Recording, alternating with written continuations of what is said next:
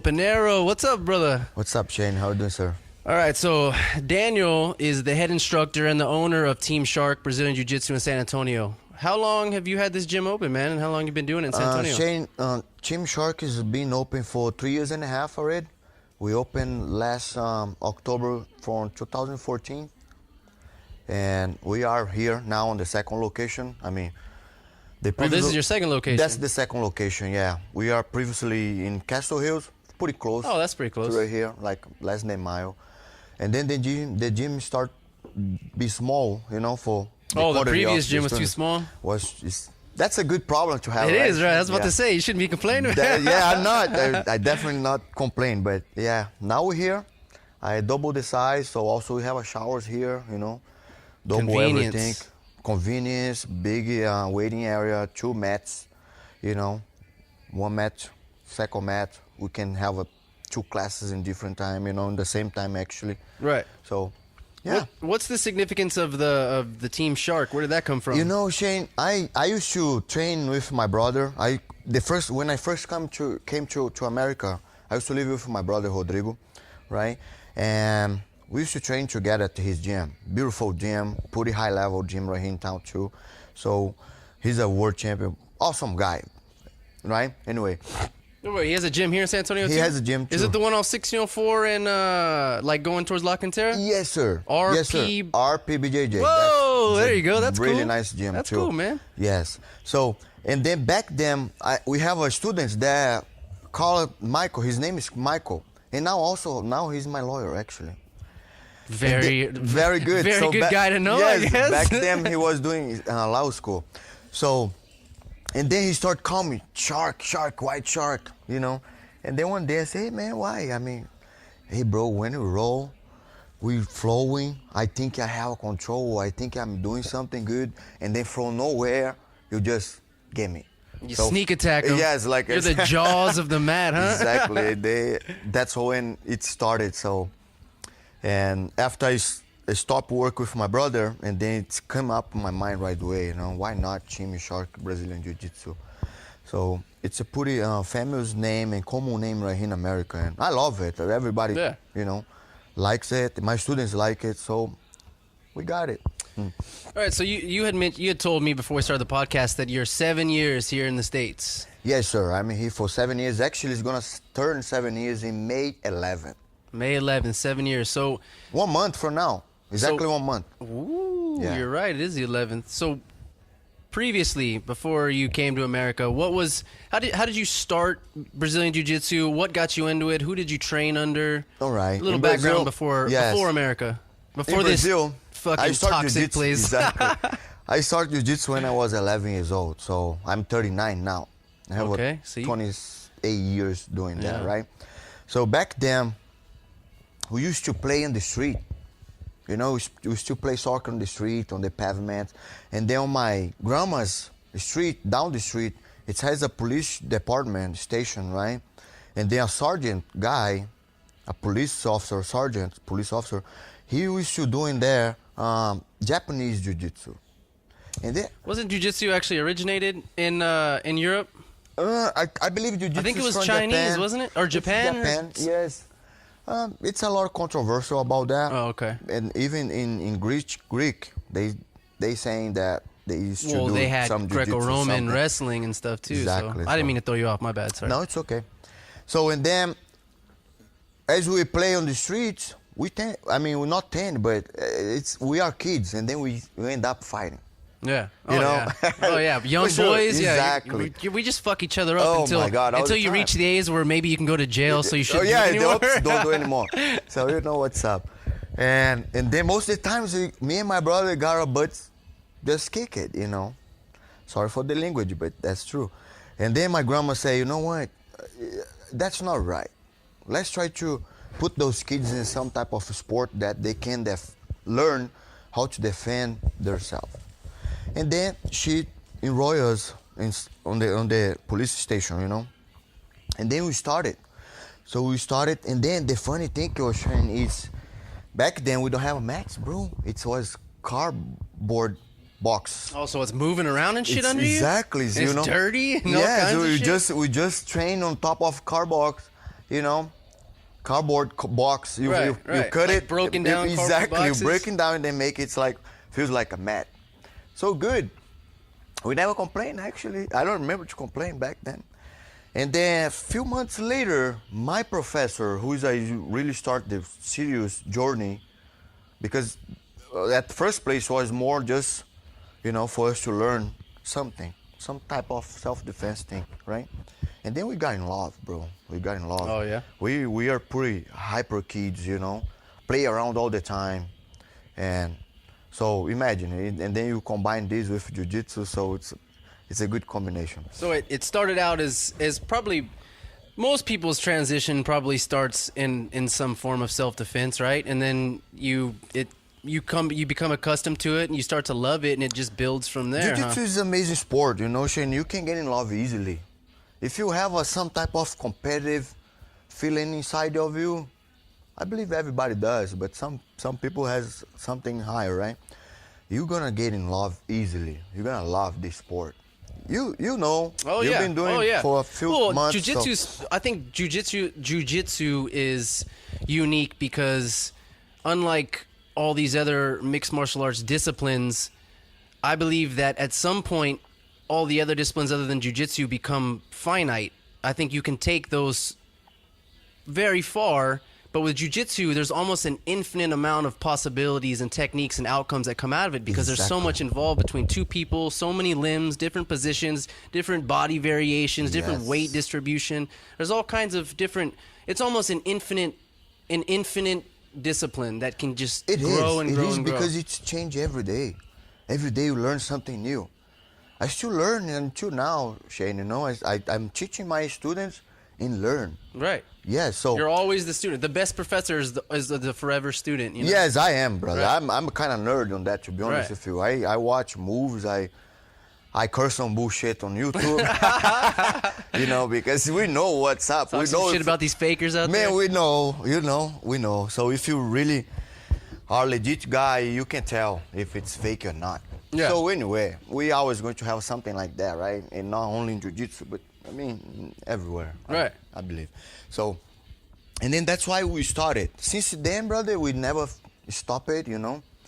So we did pretty good. And after my dad started noticing we loved that much, and then he started doing deals with us because after a while, you started doing deals. Deals like if you, for example, all grades. He's trying to be your manager at a young age. Exactly. Not only this, but at home too, because he started noticing our grades started going down. Because of your interest in jiu-jitsu? Because the jiu-jitsu too much and not that much homework or, you know, whatever. So he say, okay. And then one day he called us and say, look, grades are bad. Your mom is kind of complaining about that. And you guys gonna stop training for a while until the grades get better. And then was like, oh my God, now. And me and my brother first place thing now, Dad is kidding. Let's just, okay, Dad, okay, good. We're gonna try to get better. We're gonna get better. And then we didn't, right? For 1 month later, Dad is still complaining, and then he definitely say, now you guys not going to jiu-jitsu. And then we realized he was serious. Like that it can be taken away. What you love can get taken away. So we like it, come on. And then me and my brother say, you know what, bro, let's start getting good on those grades. Do what mom and dad wants you because they, you know, they do what we like. They support us. So let's do it. And then the grades got better. Since then, never bad grades. The house always was clean because we don't have a maid, right? Right. We are not that poor, but not that rich. So, like homework, things at home. Me and my brother and my little sister always take tasks, you know, divide the chores. Obligations. Tours. So we did, and then everything just flowing perfectly. And then Dad never complained anymore about grades. So it was only once for, it's unbelievable to believe, but that's the truth, you know. Isn't that what's beautiful about something like jiu-jitsu is that exactly not only are you loving what you're doing, but it's beneficial on so many levels, and you had such a mindset that you were so hyper focused on this discipline that if it was taken away from you, then it pushed you in all the other directions of your life to better your life. Yes, and to then, keep that one exactly. discipline. And then Shane, after that, my dad got in love with, and then after that, he started go every day to the gym. He start learn jiu-jitsu just by watching. Yeah. And then the fun part is all the time when you compete. Yes, of course, you get the tips and the advice from our professor because he knows better. He's the guy. But my dad, after my professor talk with us, dad talk with us, and then say, look, this guy, he pull guard. You're not gonna play like that with him. Let's do different. So he was this guy, you know?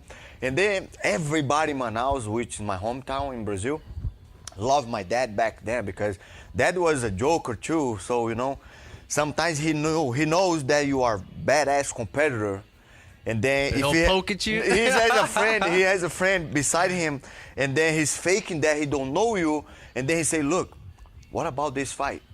I go on this guy with playing long mind hair. games, huh? Yes, I go on this long hair guy. I don't know him, but I think he's gonna win that match. What do you think? And then this guy like don't know either, but he thinks that is just. And then he say, yes, let's bet money. And then that joke around and get some money from those guys just betting and faking that he don't know the guy, you know. So he really knew a jiu-jitsu. Right. So he never actually... He never played. He actually trained or whatever, but he was there every day and for every single competition all the time. Right. I remember Dad, we used to get up early on the competition day, and then actually he scheduled a meeting before, and then he's fitting inside the car how many guys, any guys he can do it, you know. Yeah. Whatever the car can fit inside, he put it in, and then we going together for the tournament. So good memories, good times, you know. Yeah, well, I mean, and especially that's got to be an amazing tool to have a father that's not only is he highly critical and super analytical about the sport, but he also loves it so much. He brings his positive energy, and he's pushing y'all to do it. He's trying to bring as many people into it as much. All the time, Shane. Yeah. You know, all the time he was like that. And yes, we blessed to have him and support us. You know, I remember after we got in teenager age, 16, 17, end up high school, my mom started complaining because, you know, she didn't see the future, but my dad already had a vision back then. And then all the time when they get in some type of argument about this, Dad always saying, look, in future, you're gonna tell me thank you, because I know what I'm doing for those kids, okay? Let's keep, yes, that's impressive, statement, man. Right? That's impressive. Very bold. Yeah. And then he say, look, let's just make sure they taking care of study and then guide them for some type of college thing, you know, but let them keep doing that, because I know it's a plan B. Right. Don't complain. Let me take care of that. Right. And then now, Shane, when we're going to Brazil and then we have a meeting with Mom, we will start bringing up those conversations. She start crying. She start crying. And happiness or what? And happiness. Yeah. My dad passed away 17 years ago, okay. right? And of happiness because she remember, and I think it's a remind her about those times when she was complaining that we were doing jiu-jitsu, and now that's how we provide to her, and now that's how we provide for our family. That's how we live your dream. Isn't that beautiful? You can provide for your family, oh my God, for brother. something you love to do. That's amazing. I love this sport because it can change your life so many ways, you know, Shane, especially not only physically but mentally. You know what's up. You know what I'm talking about. So I love this sport. I do my life. I do with all my respect and passionate for this, you know, because. Well, you brought up something that I was going to definitely touch on. I think the most important thing you can gain from any mixed martial arts discipline or any hobby or really just anything, I think the most important thing that you get out of Jiu-Jitsu is the mental strength that you can develop from being a practitioner, from pushing yourself through all these uncomfortable, uncertain situations, and you keep coming back. I believe that mental strength is a huge issue, especially for men around the world. I don't know if you know who Louis Theroux is, but he's a documentarian and a filmmaker, and he has this quote that's it's men live lives of quiet desperation, and I think that kind of defines most men's struggles in a lot of ways, because us as men, we don't like to be so upfront and be so out with the emotional issues or psychological issues that we battle with on a daily basis. I know me on a daily basis, it's an everyday struggle for me going through life with an intense amount of anxiety, and I think that something like jiu-jitsu is an amazing tool that can be utilized in a young person's life, whether it be male or female, to develop this mental strength to take on this resistance and overcome it and keep coming back and being battle tested. And I think that transitions into every part of life. If you can come here for an hour, take a class, and get mauled on for an hour, and you can survive and say, I'm going to come back tomorrow and do this again, then how the fuck are you not going to be able to go to work tomorrow? How the fuck are you not going to be able to stay up and do your homework? Exactly. How are you not going to be able to handle yourself better in threatening situations, in fucking in traffic when someone's flicking you off, screaming at you? You develop this level of comfortability dealing with uncomfortable situations, and that's the best form of a person you can be, is being comfortable in uncomfortable situations and being able to handle them in this humility. What the fuck am I saying? In this positive and calm, confident way. And I think that jiu-jitsu is one of the best ways, especially a young man, can develop those skills. Yeah, as you know, Shane, it's definitely support my parents. Jiu-jitsu definitely support my parents to build up that strong mindset that our family have today. Right. You know, so like you say, dealing on the daily basis with all these uncomfortable positions, anxiety, and right here when we train on uncomfortable situations, bad situations that you're not used to do it, but you remain calm and then still try to dealing with.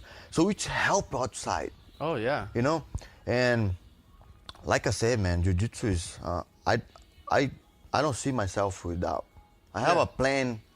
I have a life plan to be retired with 55 years old, you know, die with 85. I think it's going to be enough time life, you know, but I don't see myself, even after I retire, I will be here two times doing my privates, doing my train as much as I can, you know, just because I know jiu-jitsu can keep giving me this forever, or whenever I want, or whatever I want. You know. Well, I mean, survival is a constant battle. It's an everyday thing. It is. It's not something you're like, oh, I put my hours in for the week. Oh, I'm gonna be good. I used to say something. For example, I think every human being supposed to have a strong mindset for anything, for any situation in life. So you have to wake up with your fists up, ready to fight a lion, man. Oh yeah. You cannot just expect something gonna happen good for you. Right. I mean, you know. I'm not saying for you to be negative about how your day is gonna be. No. I'm saying be aware, my friend. Oh yeah. Be aware, because it's right behind that fucking cone right now. Not somebody, but you know, the circumstance happen and then life happen. We don't know. I think that, you know, when I say fists up, I don't say fight, not only fight aspect, but confront. Right. The bad thing or whatever happening with you. Be prepared to deal with any situation. To anything. With a smile on your face. Exactly. You know? We have to. We don't need it. I don't need to smile for you, Shane, all the time. If I'm fucking pissed now, fuck you. I'm not going to smile for you, man. But also I'm not going to be rude with you. Right. But you know, you see what I'm saying? So Jiu-Jitsu can definitely give you that thing, like, you know what, I'm pissed, but I'm not gonna punch you in the face. Man, there's like this. I wish I could remember who said. There's this other quote. I can't remember who said it, but it's something like, "Be professional, be polite, but always be ready to fuck up anyone in the room." Yes, I mean, you have to, bro, because unfortunately that's life, Shane. You're right. You're right. It is. And you know what? You know what's great? You know what's great about this is we're as a society, we're so caught up in the fact that everything's too easy. We don't need to struggle. We don't even need to get up off our fucking couch to get food. So we can we can text a number and somebody will drive up in their Prius, ring our doorbell. I think that's a problem for us. It is a problem. You know why? Because every generation before, most likely our parents had to fight and survive on a daily basis. Their issue was not the fact that they couldn't pay for their phone bill so they could text some asshole that they're trying to get drinks with later on in the night. Their issues were actually fighting for their life. Where are they going to eat that day? Where are they going to get their food? How are they going to heal their sick children? There were actually real reasons to survive. And now we're living in this world where we have all these psychological issues and emotional issues that are arising that we're medicating, but we don't realize that it's like, dude, there's a fucking reason we have these psychological anxieties and mental anxieties. They were a survival mechanism. We had to be hyper aware. We had to have anxiety so we could survive. So we could recognize dangers around us. Without struggle, bro, that's my philosophy. Without the struggle, I love the struggle. I love the hustle thing. Right. When I wake up in the morning, bro, I take my coffee and then start playing my day. Actually, I have my playing day a day ahead before. I like to. I think I have a fucking OCD. You're prepared. Man. I'm prepared, but I think I have also this fucking OCD shit, whatever they call it. You're a little obsessive about it? I don't know if you noticed, bro, but my desk is all like that, neat. I see your sticky pads are very nicely there. If you go at my home, on top of my dresser, I have my watch all lined up and my necklace. Anyway, I have my clothes fold up and just in a certain way. Anyway, I'm a very organized guy. Right? But to say something very important, if you don't have that anxiety, that hustle, that struggle to think in our life, we're not gonna get better. We're always going to have that fake sense that we have enough, or we have what I'm happy with. I mean, you're really happy with, settling. Or you're just saying you're happy with for you because you don't want me, as your friend, say, hey man, I think you can do fucking better. Yeah. You see what I'm saying? There's a lot of settling going on and not striving. You know? Exactly. That's just it's actually a luxury that people can have a mindset in this day and age. Because if you were the person that wanted to, if let's say that you were your father's father, you didn't have an option to wake up and be like, oh, I'll just settle today. No, there was only two options in that generation. It was you're gonna roll over and die. Or you're going to get up off your ass and fucking do something. Do something. That's exactly what and that's something that we don't find these days. Anymore, brother. We've been lost those things. It's sad for our country. Right. You know, Shane, I love America like I told you before. This is my country now. And I'm pretty blessed and, to have two different countries in my life. I mean, I'm from Brazil, but also I'm kind of American too. Yeah. But the matter of fact is we've been lost all those... like the things that our parents had before, which is we're talking about hustle, I want to get better, I want to leave legacy for I believe we still have it, but it's not that much strong as it was before, Right. You know what things being handled very easily. It's hard, man. You probably didn't, I want to ask you this because like I said, you didn't grow up in this country, so you might have, I'm sure you have a way different perspective but I remember as a child, I would hear my parents or other parents around, they had like this common theme, and that theme was work hard so that your children's children have a better life. I don't think that's the right way to look. I think that because what that says to me is that you want to work hard so that you can make everyone else's life easier that comes. But that's not how you build a survivor. We changed the purpose of that. Right. You know? We we had like we changed our priorities in this country as technology advanced, as healthcare advanced, as all of these, as a society advanced. We changed all of these perspectives in this direction where we want to automate everything, make everything easier so that no one has to suffer like we did. But it's like, do you know all the fucking the only reason we're here now is because of the people who suffered in the past. Yes. The only reason we're so amazing as a world, as a country, as because the ancestors, is because the people before who laid down the foundation and let us. So we shouldn't be thinking like, I'm gonna work my ass off so my child, doesn't ever have to feel what I feel. Well, maybe it's a good thing that they should feel that. I think they should a little bit. Fuck yeah, everyone needs to suffer, man. I believe on that. There's too many weasels out there. Too many. I have a parent that we call the snowflakes. Snowflakes. So everybody that's a word that translates in a couple different ways. But what's your translation? I don't know. He's always, when we talk about our society or something, he's been saying that forever. So snowflake? What do you mean by snowflake? It's a lot of soft people out there. Real structure that can easily be broken down. Yeah, if it's so. I think we should have that desire to want to get better, but on this like hard work way, not just because my parents are rich. Why now I'm gonna hustle that much? No, let me just get my degree and then. Come on, really? That's what you want to make? And then when your dad reached 65 years old, you're gonna fucking put him in a fucking nursing room?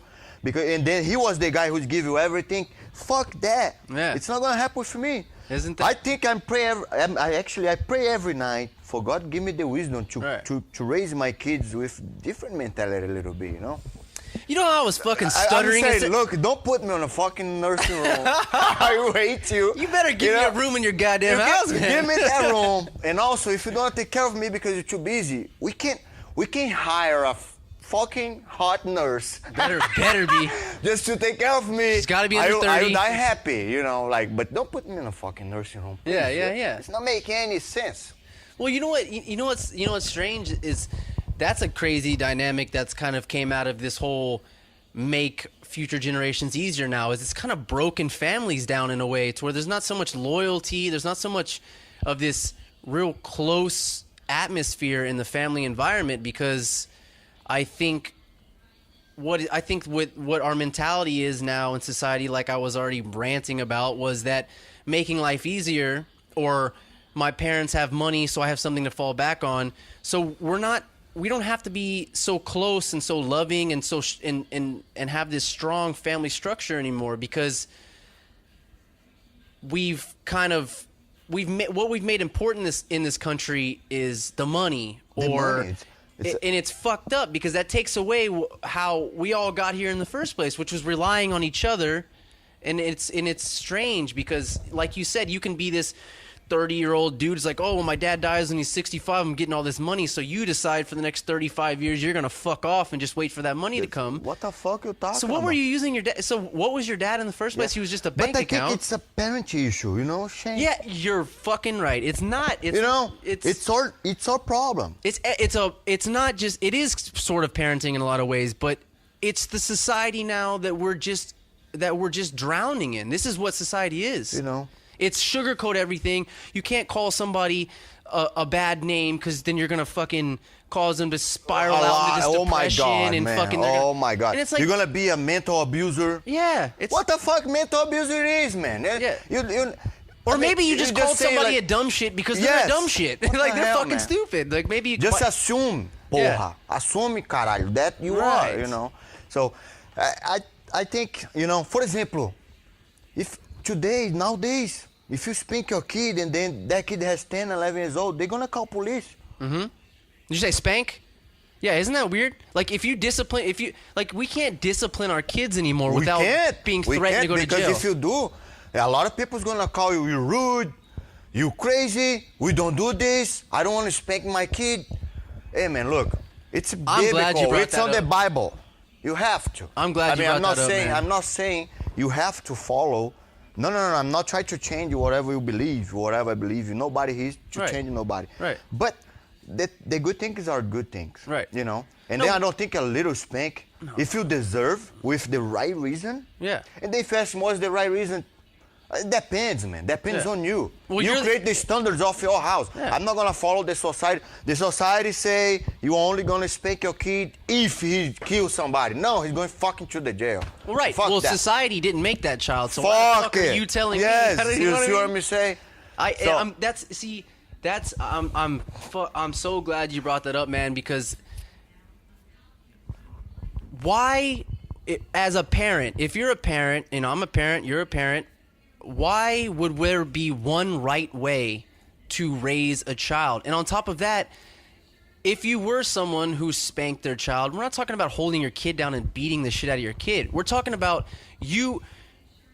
And Jordan Peterson, I don't know if you're familiar with that, he has a great book that he just came out with, 12 Rules of Life. And he talks a lot about the fact that how we're fucking up with raising our children, with child rearing these days, is we're making things too easy for children, and we're too scared of our children being mad at us or being angry at us because we want to be loved ourselves. We want our kids to love us. We want our kids to admire us. And if we in some way discipline them, or if we tell them they're wrong, that we're raising them in a wrong way. But really what we should be doing is we should be establishing that dominance over our kids. We should be telling them how to live life, because if we don't tell them that, then they're going to discover it too late, and they're going to be way more fucked up than they would have been if you would have laid down. And then how I'm going to live in my 30 years that I'm planning to do it after my 55 in peace, man. Right. Spend my money. Right. No way.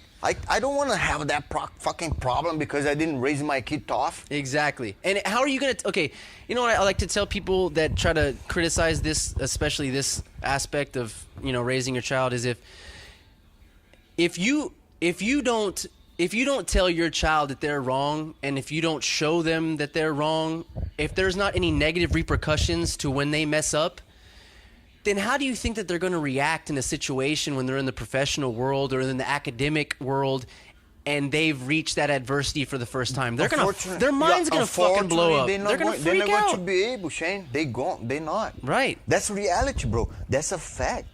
You cannot teach people how to be tough reading books. It's based in experience, based in whatever they, you experiment. Right. I mean, you don't become someone on your level of Brazilian Jiu-Jitsu by just reading a fucking book. You can't. You gotta fail, and you have to fail. You have to fail. You have to. Yeah. That's part of the process. Right. You know. But that's not. How many times do you think a rich millionaire person been falling his life or her life? How many times have you lost them millions? Exactly. Right. If came from a rich family, if he's built up his fortune, so imagine it, brother. It's not comes easy, Yeah. Things that worth, it's not comes easy at all. Right. So we have to have that mentality that, oops, today I'm going to train, and then I know 3 or 4 guys there try to sweep me. Fuck that. You're not going to sweep me. Right. I mean, it's a broad example, but it is what it is. If I'm going to train and think, nah, whatever, today I'm just going because, man, you're going to get your butt kicked. I don't like to get my butt kicked, not even for hobby. Oh, yeah. Not even for hobby, I hate it, so. Well, you should be approached, We're going to fight, man. We're going to, I'm aware. I think everything has to be like that. Everything. I give the fight example because that's my life, right? Right. But you have your own thing too. You know how to deal with your things. So I think every single person should have that. But on a tough way.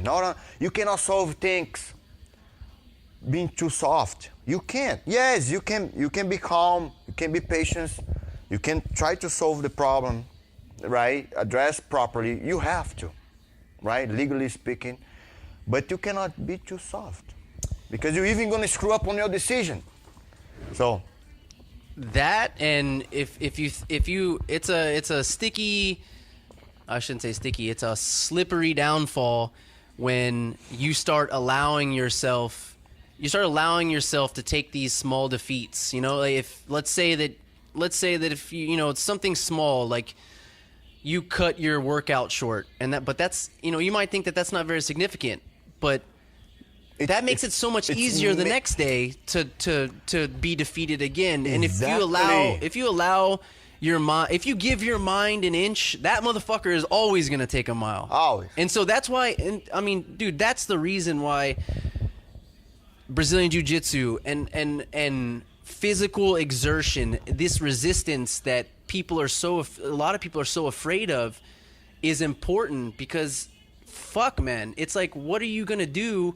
I mean, what are you gonna do when your life is on the line? What are you gonna do when you are forced with something difficult? I think confrontation, we have to expect confrontation. Yeah. Yes, of course, in a good way, We're not going to have an argument on the traffic. I'm going to pull my gun and kill you. Right. I mean, But there's a lot of that shit that's happening these days. There's a bunch of weak bitches out here. Exactly. That's now we brought it up. Yeah. The same thing again. Yeah. It's because the society is being changed that much on that, for me, wrong way. Imagine it, bro. There's 17 years old, 16 years old teenagers going to school and kill people. That's crazy, brother. That's horrifying. Brazil is much more poor country than America is rich, but you don't see those things there. Right. You don't see it. I mean, show me. There's so much more community when you see what I'm saying? You don't see not only Brazil. I'll give Brazil as an example because the first one came up on my mind. But you don't see those things in different countries. Right. I'm not talking shit about America. Again, I love America. This is my country. When I go for pray for or bless the flag, I would give my life, Right. But the thing is, we're going a wrong path if it's keeping on. We're going to have a weak adults as our kids now. They're going to be weak, Yeah. It might be a huge problem. I hope not, but we're leading. We're going. So in other words, get your kids into Brazilian Jiu-Jitsu so you're not raising a bunch of weak bitches. I think Shane, definitely again, Jiu-Jitsu definitely can help parents with that. I think sure. I would. I would say that is. That and wrestling is probably the best thing you could do for. I'm a about child. any sport, Shane. To be honest with you, bro. Right. I truly believe that sport really can help parents to raise their kids. Any sport, not only Jiu-Jitsu, But Jiu-Jitsu can give you a little bit more expectations, because it's not work just the physical aspect, but the mental. We help kids to stand for themselves at school. I have a lot of students, that they had problems with bullies. It's a common problem in America. Yeah. And right there in Brazil, you don't have bullies because they fight. Everyone's a beast. They fight. You're not gonna push me. You're not gonna spit on me. You don't need no fucking guns. On me. I'm gonna fuck you up, man. Exactly. I'm sorry. Like I don't need a gun. I'll come home with your leg. So, Jiu-Jitsu definitely can help parents with that. And then right here we have a lot of examples of this, and I'm really happy and glad that I can and could help our parents to raise up their kids on that matter. Yeah. So, I feel amazing for that, Shane. I accomplished it, bro.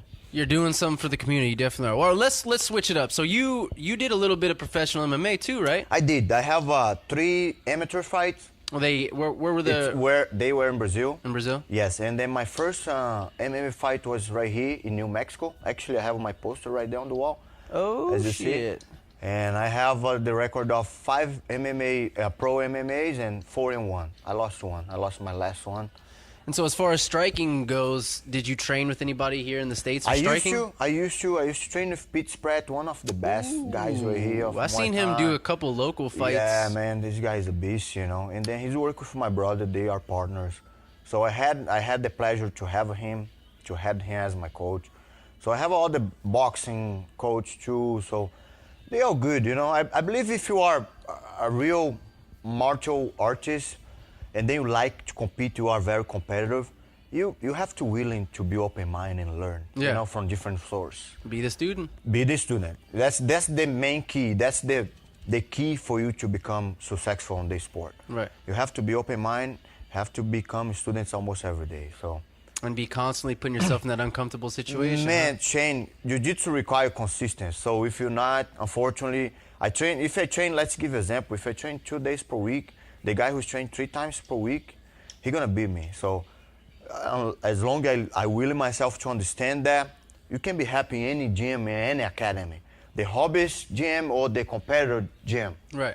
But it's on you. It's up to you to understand what you want with the sport, you know. Right. And just continually doing the work. And just continue to do the work, you know. So I believe it can definitely, Jiu-Jitsu it's amazing sport for everyone. And so as far as that pro MMA fight that you had in the States, how did that go down? Did you choke him out? You know, my first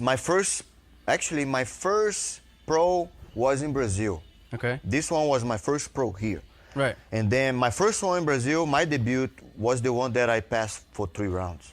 Oh, a decision? Decision, was decision. And the other ones right here, I think I didn't pass even 2 minutes. How often did it go to the ground in that fight? A lot? I'm a shark, man. I'm not a striker, you know. So right. So you took it to the ground? I took it and I did my job. So. Just ate him up? Yes. Oh, yeah, man. That's what I like to hear. But, so let's just say that if you were to continue doing MMA after this fight, how do you think, because we see people, especially in the UFC right now, you see like Rafael Dos Anjos, who was a specialist in some sorts. He's an amazing jiu-jitsu practitioner, and he developed all these striking skills and all of these other aspects of mixed martial arts. How important do you think it is to focus on one discipline while you're adding so many more aspects of the game? You know, Shane, that's hard. MMA life is a hard life. Yeah. Because you have to be on top of everything. You have to know box, you have to know grappling, you have to know wrestling, you have to know jiu-jitsu, you have to know Muay Thai, have to know a little bit of everything. Right. And it's hard for you to maintain focus just in one discipline, which I don't think you should. I think you should have each day a train for a different train. But you also had that base of jiu-jitsu, so you weren't afraid of going to your back or nothing or none of that. So that's a good thing to have. Yes, I truly believe. I have a few amateur fighters here, and then when they are in camp, one of my requirements is don't miss the jiu-jitsu class. Right. You can miss the no-gi class, you can miss the MMA class, the circle train class, but you cannot miss the jiu-jitsu class. My reason is because I believe you can be really tight, you can have a better time in momentum of techniques, you know.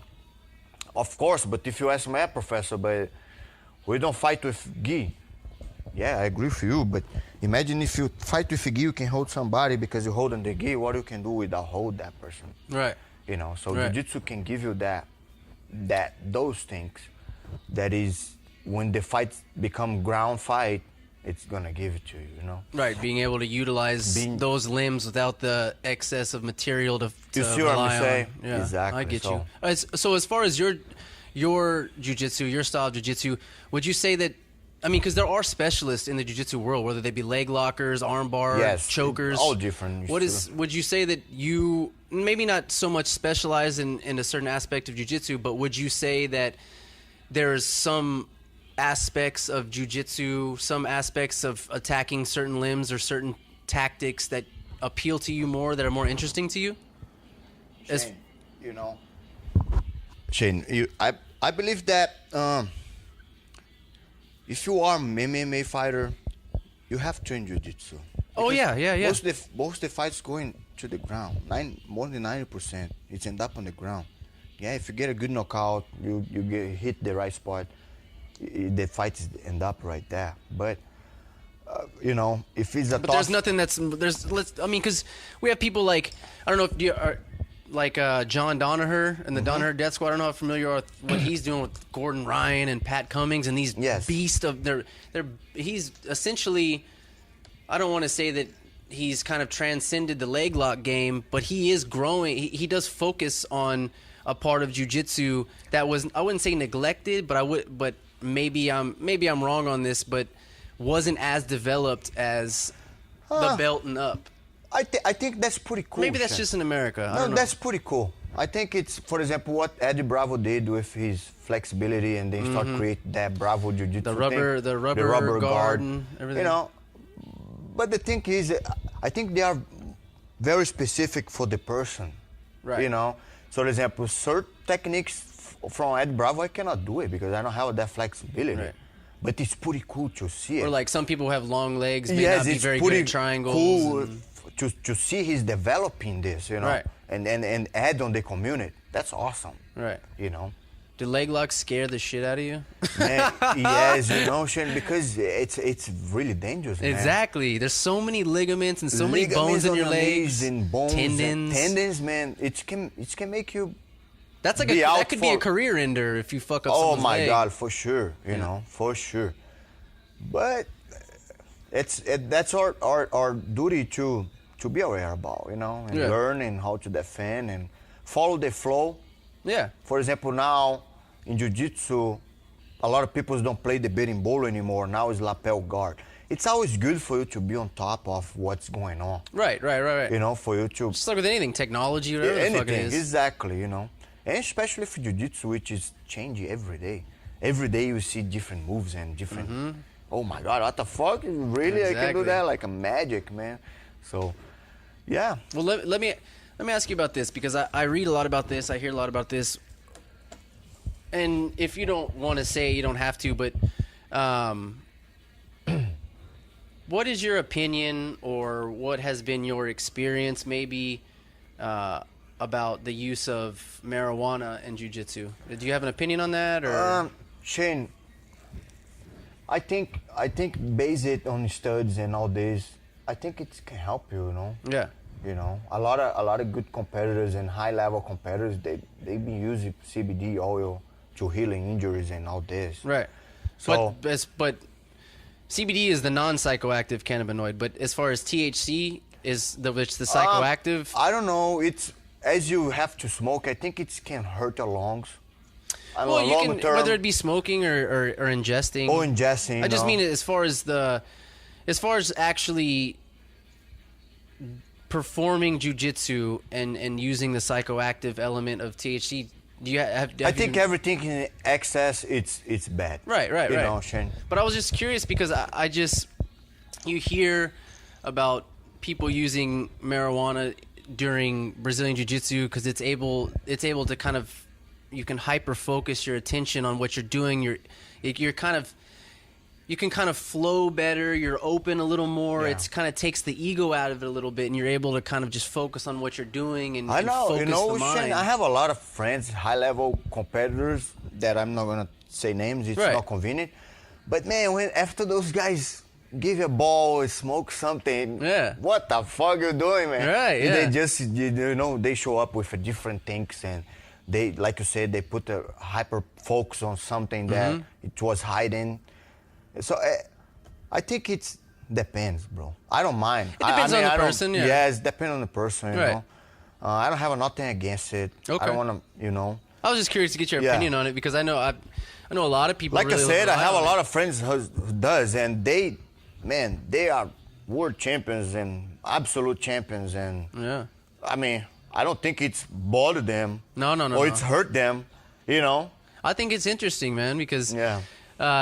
if you have, I mean, if you have a chemical that has many benefits, whether it be health or mental, there's so many benefits that come along with just the cannabis plant in general.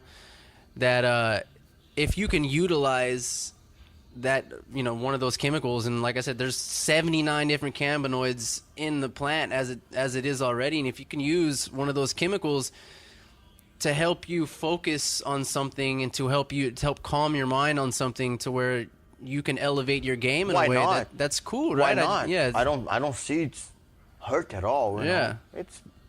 It's up to the person, you know. Yeah. I mean, don't do nothing illegal. You're going to the jail. So that's Yeah. the problem. That's the shit. I don't think it's gonna be illegal too Right. much longer. Yeah, I mean, it's showing that it's going a path that pretty soon it's gonna be legalized. Yeah.